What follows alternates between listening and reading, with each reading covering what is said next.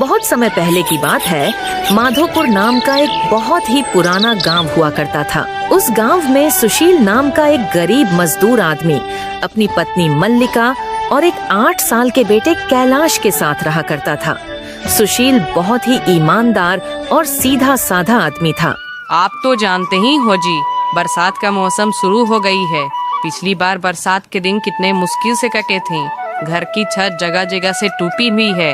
अगर तुमने इस बार भी कोई इंतजाम नहीं किया तो पहले जैसा हाल हो जाएगा। बारिश का सारा पानी घर में आएगा। तुम सही कहती हो मल्लिका, पिछली बार की बरसात ने हमें बहुत परेशान किया था। इस बार कैसे भी करके छत की मरम्मत जरूर करवानी होगी। मल्लिका, मैं मालिक के पास जा रहा हूँ, वह मेरी मदद जरूर करेंगे। अगर मालिक ने पैसे दे दिए तो मैं कल ही छत की मरम्मत करवा दूंगा। इतना कहकर सुशील अपने मालिक के घर चला जाता है। अरे भाइयों, जल्दी करो जल्दी करो, कुछ ही दिनों में बारिश होने वाली है। तब तक तुम लोगों को ये सारा माल गोदाम के अंदर भी रखवाना है, नहीं तो सारा माल पानी में भीग जाएगा। वैसे भी आजकल हमारी फैक्ट्री घाटे में चल रही है, मैं और रिस्क नहीं ले सकता। जल्दी करो, बहुत काम बचा है। अरे सुशील, बोलो क्या बात है? आज तुम काम पर इतने लेट से आए हो? आज तुम्हें काम नहीं करना है क्या? नहीं देख रहे हो कितना काम बाकी है? मालिक, आप तो जानते ही हो, इस समय घर में एक भी पैसा नहीं है। बरसात शुरू हो गई है, घर की छत जगह जगह से टूट रही है और मैंने छत की मरम्मत नहीं करवाई तो बारिश का सारा पानी घर में आएगा। पिछली बरसात में मैंने अपने घर का सामान अपने पड़ोसी के घर में रख दिया था, लेकिन उसने इस बार सामान रखने से भी मना कर दिया। अगर इस बार छत की मरम्मत नहीं करवाई तो बारिश के कारण घर का सारा सामान खराब हो जाएगा। मालिक, मुझे थोड़े बहुत पैसे दे दीजिए, अगले महीने की तनख्वाह से काट लेना। सुशील, तुम्हें अच्छी तरह से पता है ना, मैंने कभी तुम्हें किसी चीज के लिए मना नहीं किया। मैंने हर समय तुम्हारी मदद की है और तुम यह भी जानते हो कि हमारी फैक्ट्री दिन बर दिन घाटे में जा रही है। इस फैक्ट्री की वजह से मुझे बहुत नुकसान हो गया है, इसलिए मुझे यह फैक्ट्री बंद करनी होगी। तुम भी अपने लिए कहीं और काम की तलाश कर लो। सेठ जी, लेकिन ऐसे में मुझे कहाँ काम मिलेगा? मैं तो आपसे बस थोड़े से पैसे उधार लेने आया था, लेकिन आपने तो मुझसे मेरा रोजगार ही छीन लिया। सुशील, मैं तुम्हारी परेशानी समझता हूँ भाई, लेकिन मैं भी मजबूर हूँ। जब धंधा ही चौपट हो गया तो मैं भी तुम्हें पैसे कहाँ से दूंगा? सुशील, मुझे भी तुम्हारी तरह अपने परिवार की चिंता है। मुझे भी कोई दूसरा काम देखना होगा घर के गुजारे के लिए। बेचारा सुशील दुखी होकर अपने घर लौट जाता है। मल्लिका, मालिक ने पैसे देने से मना कर दिया। इस बरसात में उनका भी हाल हमारे ही तरह है। मालिक ने फैक्ट्री बंद कर दी है, इसलिए मुझे भी काम से निकाल दिया गया है। अब मुझे कोई और काम तलाश करना होगा। यह तो बहुत बुरी खबर है जी। ऐसी बरसात में कहाँ काम मिलेगा? पहले तो छत की चिंता थी, लेकिन अब तो काम भी नहीं रहा। जब काम ही नहीं है तो छत की मरम्मत कैसे होगी? मल्लिका, तुम परेशान मत हो, मैं कल ही जाकर कोई काम ढूंढ लूंगा। अगर ईश्वर ने चाहा तो हम छत की मरम्मत जरूर करवा लेंगे। अगले दिन पूरे माधोपुर गांव में जोरों की गर्जन के साथ भारी वर्षा होने लगती है। सुशील के घर की छत टूटी होने के कारण सुशील के घर की छत से पानी टपकने लगता है। यह देखकर मल्लिका और सुशील काफी परेशान हो जाते हैं। भाग्यवान, मुझे बहुत चिंता हो रही है, कहीं बारिश के कारण हमारी छत टूट ना जाए। अगर इसी तरह रोज बारिश होती रही तो हम इस घर में कैसे रह पाएंगे? मुझे जल्दी कुछ न कुछ करना ही होगा। हाँ जी, आप बिल्कुल सही कह रहे हो। ये देखो, हमारी छत से कितना पानी टपक रहा है। ऐसे तो हमारे घर का सारा सामान खराब हो जाएगा। ठीक है भाग्यवान, मैं काम की तलाश में जा रहा हूँ। लेकिन जी, लेकिन बाहर जोरों से बारिश हो रही है। ऐसे में आप कहाँ जाओगे? मैं क्या करूँ भाग्यवान, और कुछ कर भी नहीं सकता। मुझे जाना ही होगा, नहीं तो हमारा सारा सामान खराब हो जाएगा। ठीक है जी, आप जैसा कहो, लेकिन आप ध्यान से जाइएगा। बाहर बहुत जोरों की बिजली भी कड़क रही है। फिर सुशील भारी वर्षा में छाता लेकर काम की तलाश में बाजार की ओर निकल जाता है। अरे आओ भाई आओ, अरे आओ भाई आओ, ताजा ताजा मछली ले लो, बिल्कुल ही ताजा मछली है भाई। 120 रुपए किलो, 120 रुपए किलो। अरे ले लो भाई ले लो, अरे आओ भाई आओ, इससे अच्छा मछली पूरे बाजार में नहीं मिलेगा भाई। अरे ओ मछली वाले भैया, मछली कैसे किलो दे रहे हो भाई? अरे 120 रुपए किलो है भैया, आपको लेना है तो बोलो। अरे नहीं नहीं भैया, मुझे मछली नहीं चाहिए। मुझे बस ये बता दो, तुम्हारे पास कोई मेरे लायक काम है? मैं कर दूंगा भाई, मुझे काम की जरूरत थी। अरे भैया, मैं तुम्हें क्या काम दे सकता हूँ? मैं तो एक साधारण सा गरीब मछली वाला हूँ। मेरा तो खुद का घर का गुजारा बहुत मुश्किल से हो पाता है। मुझे माफ करना भैया, मेरे पास तुम्हें देने लायक कोई काम नहीं है। हाँ, अगर मुझे जरूरत होगी तो मैं आपको जरूर बता दूंगा, लेकिन अभी फिलहाल मेरे पास कोई काम नहीं है। अच्छा ठीक है मछली वाले भैया, कोई बात नहीं। इतना कहकर सुशील आगे बढ़ जाता है। सुशील पूरा दिन काम की तलाश करता है, लेकिन उसे कहीं भी काम नहीं मिलता है। फिर सुशील चाय वाले की दुकान पर जाकर बैठ जाता है। अरे भाइयों, आप लोगों ने सुना? आज अखबार में आया है कि इस बार बहुत जोरों की बारिश होगी, लगभग 1 महीने तक लगातार, और बाढ़ आने का खतरा भी है। अरे भाई, ये कैसी बात कर रहे हो? ईश्वर ना करे ऐसा हो। अगर 1 महीने तक लगातार बारिश होगी तो किसान और गरीब लोग कैसे जिएंगे? बारिश की वजह से सारी फसलें मर जाएंगी और गरीब लोग का कारोबार भी बंद हो जाएगा। अरे सुशील भाई, अखबार में लिखा है, मैं तो बस वही बता रहा हूँ। अरे सुशील भाई, तुम चिंता क्यों करते हो? अखबार वाले तो कुछ भी उल्टा सीधा छाप देते हैं, जिससे अखबार ज्यादा बिके। मैं तो तुम्हें लीक कर देता हूँ, ऐसा कुछ नहीं होने वाला है, और होगा वही जो ईश्वर चाहते हैं। पिछली बार अखबार में छपा था कि इस बार बिल्कुल भी बारिश नहीं होगी, लेकिन हुआ उसका उल्टा। पिछली बार कितनी बारिश हुई थी। अरे मेरी तो दुकान भी चूने लगी थी, इसलिए अखबार में छपी बातों पे ध्यान मत दिया करो।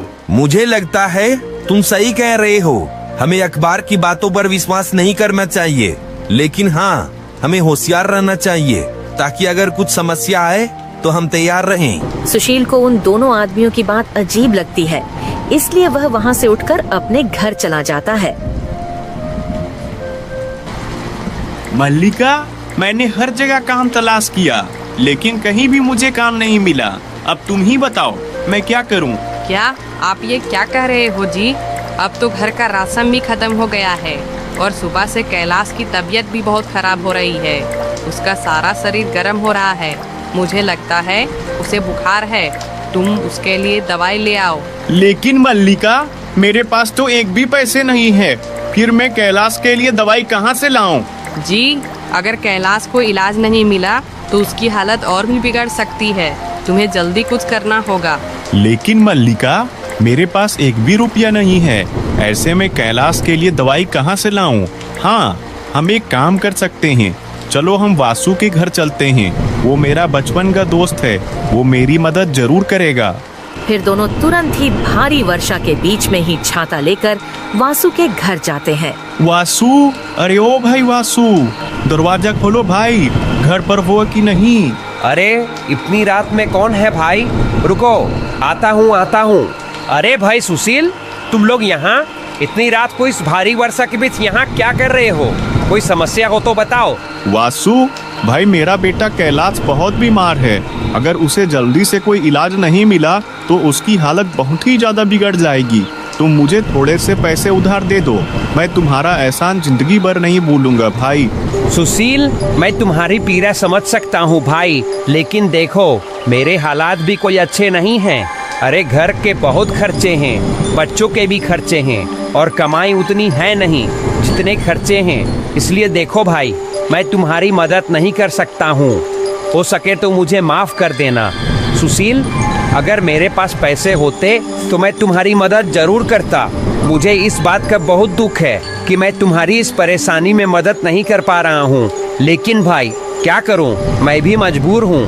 वासु भाई, यह केवल पैसों की बात नहीं है भाई, यह मेरे बेटे के जीवन का सवाल है। तुम वाकई में मेरी इस गंभीर स्थिति में मदद नहीं कर सकते? क्या मेरे बेटे की जिंदगी तुम्हारी दया और सहायता के लायक नहीं? अरे भाई सुशील, तुम ऐसी बात क्यों कर रहे हो भाई? मेरी बातों को समझने की कोशिश करो। मैं सचमुच तुम्हारी मदद करना चाहता हूँ, लेकिन मेरे खुद के हालात इस समय सही नहीं है भाई। मुझे पूरी उम्मीद है कि कोई ना कोई तुम्हारी मदद जरूर करेगा। इतना कहकर वासु अपने घर के अंदर चला जाता है। दोनों पति पत्नी यह सुनकर और भी ज्यादा दुखी हो जाते हैं। कौन था जी दरवाजे पर जो इतनी जोर जोर से किवाड़ पीट रहा था? अरे राधा, वो मेरा भिखारी दोस्त सुशील था। उसका बेटा कैलाश बहुत ही ज्यादा बीमार है। उसके इलाज के लिए उधार पैसे मांगने आया था। मैंने साफ मना कर दिया उधार पैसे देने के लिए। लेकिन सुशील तो आपका बहुत ही अच्छा दोस्त है ना जी। उसने तुम्हारी मुश्किल वक्त में बहुत बार मदद की है, फिर तुमने उन्हें पैसे देने से क्यों मना कर दिया? अरे भाई, मैं कोई दानवीर नहीं हूँ जो किसी की भी मदद करता फिरूं। और रही बात दोस्ती की, दोस्ती केवल मैं तब तक रखता हूँ जब तक मुझे सामने वाले से फायदा होता है। चलो मानो मैंने उसे पैसे उधार दे दिए, लेकिन वो मेरा पैसा लौटाएगा कैसे? अब तो उसकी नौकरी भी चली गई है। मुझे लगता है आपको ऐसा नहीं करना चाहिए था। ईश्वर ना करे उसके बेटे को कुछ हो जाए। अरे तो मैं क्या करूं? मैंने सबका ठेका ले रखा है क्या? अगर हो गया तो हो जाने दो, वो जाने और उसकी पत्नी जाने। अरे मेरे अलावा और भी बहुत लोग हैं, कोई ना कोई उसकी मदद जरूर ही कर देगा। ईश्वर का डर कीजिए जी, मुसीबत आते देर नहीं लगती है। कहीं ऐसा ना हो तुम्हारा यह घमंड तुम्हें ले डूबे। अरे यह सब फालतू की बातें हैं, तुम इन बातों पर ध्यान मत दिया करो। वैसे भी ये कोई घमंड वाली बात नहीं है। अरे भाई, मेरा पैसा है, मैं किसी को दूं या नहीं दूं, मेरी मर्जी। उधर सुशील परेशान बेबस था। उसने सभी जानने वालों से पैसे उधार मांगे, लेकिन किसी ने भी उसे पैसे नहीं दिए। लोगों ने अलग अलग बहाने बनाकर उसकी मदद करने से मना कर दिया। कुछ ने कहा वह खुद भी परेशान है, कुछ ने कहा उनके पास पैसे नहीं है। उसकी स्थिति ऐसी हो गई कि वह सोचने लगा, क्या वास्तव में उसके लिए कोई नहीं है जो उसकी मदद कर सके? तभी कैलाश अपनी माँ से कहता है, माँ, मुझे बहुत ठंड लग रही है माँ। ठंड से मेरा पूरा शरीर कांप रहा है। आप कुछ करते क्यों नहीं जी? बच्चा मरने को तैयार है। अरे मरता है तो मर जाने दो, इसे भी पता चले कि यह गरीब बाप के घर में पैदा हुआ है। मैं थक चुका हूँ लोगों से पैसे उधार मांग मांग कर। कोई पैसे देने को तैयार ही नहीं है। जबरदस्ती छीन के तो नहीं ला सकता ना। ऐसा मत कहिए जी, आप एक बार सरपंच जी के पास जाओ, वो हमारी मदद जरूर करेंगे। सरपंच जी से कहना हमारा बच्चा बीमार है, उसे इलाज की सख्त जरूरत है। सुशील तुरंत घबराहट में घर से निकलता है और सरपंच जी के घर पहुंच जाता है और सरपंच जी से कहता है, सरपंच जी, मेरा बच्चा कैलाश बहुत बीमार है, उसे इलाज की सख्त जरूरत है, लेकिन मेरे पास एक भी पैसे नहीं है जिससे मैं अपने बेटे का इलाज करवा सकूं। मैंने यार दोस्त रिश्तेदार सभी से पैसे मांगे, लेकिन किसी ने भी मेरी मदद नहीं की। अब एक आप ही हो जो मेरी मदद कर सकते हो। सुशील, तुम्हारी बात सुनकर मुझे बहुत दुख हुआ मेरे भाई। बुरे वक्त में कोई भी किसी की मदद नहीं करता है। यार दोस्त रिश्तेदार केवल उसी वक्त तक साथ रहते हैं जब तक इंसान के पास पैसे होते हैं। गरीबी में सब मुंह मोड़ लेते हैं। लेकिन सुशील, मुझे यह कहते हुए और भी ज्यादा दुख हो रहा है कि मैं तुम्हारी मदद नहीं कर सकता। तुम तो जानते ही हो, इस बार की योजना में अभी तक सरकार ने एक भी रुपया नहीं दिया है। गांव में जो भी छोटा मोटा काम हो रहा है वो सब मैं अपनी ही जेब से करवा रहा हूँ। मेरे ऊपर दुनिया भर का कर्ज हो रहा है। मैं अपने ऊपर और कर्ज नहीं चला सकता सुशील। कोई बात नहीं सरपंच जी, जब अपनों ने ही मदद नहीं की तो फिर तुम कैसे कर सकते हो? अब तो ईश्वर की जो मर्जी है वही होगा। इतना कहकर सुशील दुखी होकर अपने घर की ओर निकल पड़ता है और मन ही मन में सोचने लगता है, आज लोगों ने साबित कर ही दिया कि कोई भी किसी का अपना नहीं होता है। बुरे वक्त में तो कोई भी किसी का साथ नहीं देता है। सुशील यह सोच ही रहा होता है कि तभी उसके सर के ऊपर वाले पेड़ पर जोरों की गर्जन के साथ बिजली गिरती है और उस पेड़ का एक शाखा टूटकर सुशील के सर पर गिर पड़ता है और सुशील वहीं सर पर चोट लगने के कारण बेहोश होकर जमीन पर गिर पड़ता है।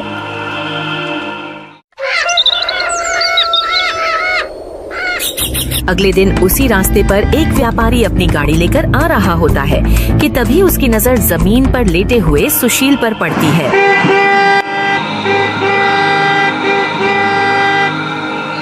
अरे भाई, कौन हो तुम और बीच रास्ते पर क्यों लेटे हुए हो? हट जाओ रास्ते से, मुझे देर हो रही है। लेकिन बदले में उसे कोई भी जवाब नहीं मिलता है। तब व्यापारी सुशील के पास जाकर देखता है। अरे ये तो बेहोश है, इसकी हालत तो बहुत गंभीर लग रही है। मुझे इसे यहाँ छोड़कर नहीं जाना चाहिए, ये बेसहारा और कमजोर है। फिर व्यापारी सुशील को अपनी गाड़ी में बैठाकर अपने घर ले जाता है और घर ले जाकर व्यापारी सुशील की खूब सेवा करता है। कुछ ही देर में सुशील को होश आ जाता है। मैं कहाँ हूँ? मैं तो अपने घर जा रहा था, फिर यहाँ कैसे आया? मुझे जल्दी से अपने घर जाना होगा। तुम रास्ते पे बेहोश पड़े थे, इसलिए मैंने तुम्हें अपने घर ले आया। तुम्हारा अभी अपने घर जाना ठीक नहीं रहेगा।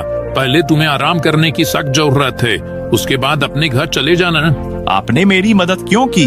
आप तो मुझे जानते भी नहीं हो, फिर भी आपने मेरी मदद की, मुझे अपने घर ले आए और मेरे इतने अच्छे से ख्याल रखा। देखो छोटे भाई, जीवन में बस खुद की मदद करना ही काफी नहीं होता है, बल्कि हम सब एक दूसरे की मदद के लिए हैं। जब कोई इंसान परेशान हो तो हमारा फर्ज बनता है कि उसकी मदद करें। हो सकता है कि तुमने अब तक कई लोगों के बुरे पहलू ही देखे हैं, लेकिन मैं मानता हूँ कि अच्छाई भी इसी दुनिया का हिस्सा है। वैसे तुम बेहोश कैसे हो गए थे? तुम्हें देखकर ऐसा लगता है जैसे तुम्हारी हालत कुछ अच्छी नहीं है। जी, मेरा बेटा बहुत बीमार है।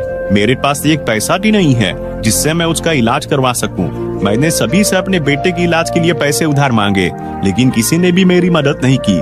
मैं आखिरी उम्मीद लेकर सरपंच जी के पास गया था, लेकिन उन्होंने भी मुझे पैसे देने से इनकार कर दिया।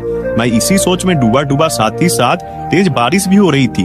तभी मेरे सर के ऊपर वाले पेड़ पर अचानक बिजली गिरी और उसके बाद मुझे कुछ भी याद नहीं है। अब आंख खुली तो आप मेरे सामने हो। अरे छोटे भाई, तुम तो बहुत मुसीबत में लगते हो।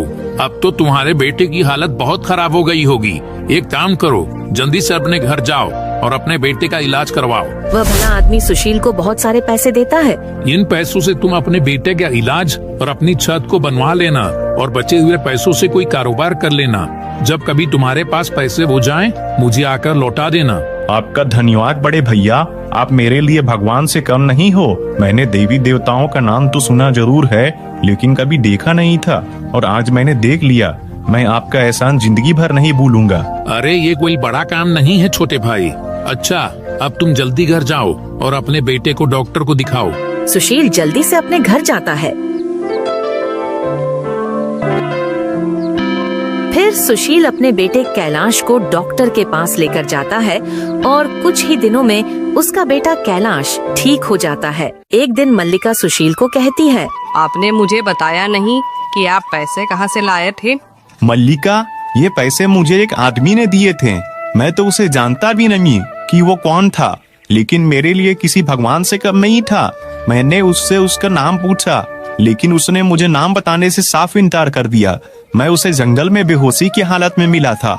उसने मुझे कहा था कि कुछ पैसों से अपने बच्चे का इलाज करवा लेना और बचे हुए पैसों से कारोबार कर लेना। आप सही कहते हो, वो आदमी किसी भगवान से कम नहीं था। मल्लिका, अभी मेरे पास बहुत पैसे बचे हुए हैं। मैं सोच रहा हूँ कि इन पैसों से कोई काम शुरू कर लेता हूँ, लेकिन मेरे समझ नहीं आ रहा है कि मैं क्या काम शुरू करूँ। मैं तो कहती हूँ हम एक फल का दुकान खोल लेते हैं। मैं खेत में फल उगाऊंगी, आप बाजार ले जाकर बेचना। तुम सही कहती हो मल्लिका, हम एक फल का दुकान खोल लेते हैं। अगले दिन से दोनों फल और सब्जी का व्यापार शुरू कर देते हैं। मल्लिका अपने खेतों में मेहनत से तरह तरह के फल और सब्जियां उगाती और सुशील उन फल और सब्जियों को बाजार में बेच दिया करता। धीरे धीरे करके सुशील का व्यापार बहुत ही बड़ा हो जाता है और वह गांव का सबसे अमीर व्यक्ति बन जाता है। उसके ग्राहक चारों ओर फैले हुए थे। जमा किए हुए पैसों से सुशील एक अच्छा घर भी खरीद लेता है। यूं ही कुछ दिन गुजर जाते हैं। एक दिन जब सुशील घर पर होता है तो उसका दोस्त वासु आता है। सुशील, तुम्हारी भाभी की तबीयत बहुत खराब है भाई। घर में एक भी पैसा नहीं है जिससे मैं उसकी दवाई ला सकूं। तुम ही हो जो इस मुसीबत में मेरी मदद कर सकते हो। वासु भाई, तुम परेशान मत हो, मैं तुम्हें अभी पैसे दे देता हूँ। सुशील वासु को पैसे दे देता है। वासु ने सोचा था कि जैसे मैंने उसे पैसे उधार नहीं दिए थे, सुशील भी मुझे पैसे उधार नहीं देगा, लेकिन सुशील ऐसा नहीं था। सुशील सभी की मदद करता था। यह सब देखकर वासु को अपनी गलती का एहसास होता है और वह सुशील से कहता है, आज मुझे सच्ची दोस्ती की ताकत का एहसास हुआ मेरे भाई। जब तुम्हारी आर्थिक स्थिति कमजोर थी, मैंने तुम्हारे सामने अपने पैसे का दिखावा किया और तुम्हारे हालात का मजाक बनाया। मेरे घमंड और अहंकार ने मुझे अंधा कर दिया था कि मैंने तुम्हारी मदद करने से इनकार कर दिया। लेकिन अब समय ने मुझे एक बड़ा सबक सिखाया है। मुझे अपनी गलती का एहसास है। कृपया मुझे माफ कर दो सुशील। अरे भाई वासु, इसमें माफी की कोई बात नहीं है भाई। मैंने जो किया यह तो मेरा फर्ज था। तुम्हें अपनी गलती का एहसास हो गया, यही मेरे लिए सबसे बड़ी बात है। मैं तुम्हें दिल से माफ करता हूँ। अब तुम जल्दी जाओ और ख्याल रखो। वासु अपने घर चला जाता है। फिर सुशील अपनी पत्नी से कहता है, हमारे पास तो जमा पूंजी अच्छी खासी हो गई है और हमारा काम भी अच्छा चल रहा है। ऊपर वाले की दुआ से सब बढ़िया है। मैं सोच रहा था कि क्यों ना मैं उस भले आदमी को उधार पैसे दे आऊं। आप सही सोच रहे हो जी। उस भले आदमी ने इतने कठिन समय में हमारी मदद की थी। उसी की वजह से तो आज हम यहाँ तक पहुँचे हैं। अब तुम उसके पैसे लौटा आओ। सुशील उस भले आदमी के पैसे वापस करने के लिए निकल जाता है। जब सुशील घर पहुंचता है तो उसे वह भला आदमी नहीं मिलता है, उसे एक दूसरा आदमी मिलता है। अरे भाई, यहाँ पर पहले एक आदमी रहता था, मुझे उसी से मिलना है। कौन आदमी? नाम क्या है उसका? उसका नाम तो मुझे नहीं पता, लेकिन वो थोड़ा हट्टा कट्टा और दयालु स्वभाव का आदमी था। अरे भाई, यहाँ ऐसा कोई आदमी नहीं रहता है। पिछले 30 साल से तो इस घर में मैं ही रहता हूँ। अरे दादा, मुझे पूरा याद है। वो आदमी मुझे इसी घर में लेकर आया था। मैं इस घर में लगभग 5 घंटे रुका था। अरे क्यों फिजूल की बातें करके मेरा समय खराब कर रहे हो? मैं कितनी बार बताऊं कि यहाँ मेरे सिवा और कोई नहीं रहता है। अब यहाँ से तुम जाओ और मुझे काम करने दो। मल्लिका, आज मुझे बहुत अजीब स्थिति का सामना करना पड़ा। उस घर में जहाँ वह भला आदमी मुझे लेकर गया था ना, वहाँ मुझे वो आदमी नहीं मिला, बल्कि मुझे एक बिल्कुल ही अलग व्यक्ति मिला। उसने कहा कि वह उस घर में लगभग 30 साल से रहता है और उसके अलावा वहाँ और कोई नहीं रहता है। क्या आप पूरी यकीन के साथ कह सकते हो वो भला आदमी तुम्हें उसी घर में लेकर गया था? अरे हाँ, मुझे पूरी तरह से यकीन है। उस घर की पहचान मेरे दिमाग में गहरी बैठी हुई है। वो मुझे उसी घर में ले गया था और मैं वहाँ करीब 5 घंटे तक रुका था। लेकिन आज जब मैं उस घर में जाकर उस आदमी को खोजने लगा तो मुझे एक अलग ही व्यक्ति मिला। उसने बहुत ही जोर देकर कहा कि वह उस घर में लगभग 30 साल से रह रहा है और उसके अलावा वहाँ कोई नहीं रहता है। जी, मुझे लगता है कि ईश्वर ने हमारी मदद एक रहस्यमय तरीके से की है। तुम्हारी ईमानदारी और अच्छाई की वजह से ही हमें वह मदद मिली थी। तो आप लोगों ने देखा दोस्तों, सुशील की तरह जो व्यक्ति दूसरों की मदद करता है, उसे ऊपर वाला भी किसी न किसी रूप में हमेशा साथ देता है। कहानी पसंद आई तो वीडियो को लाइक और आप सभी के चैनल पंछी कहानी को सब्सक्राइब करना ना भूले। धन्यवाद।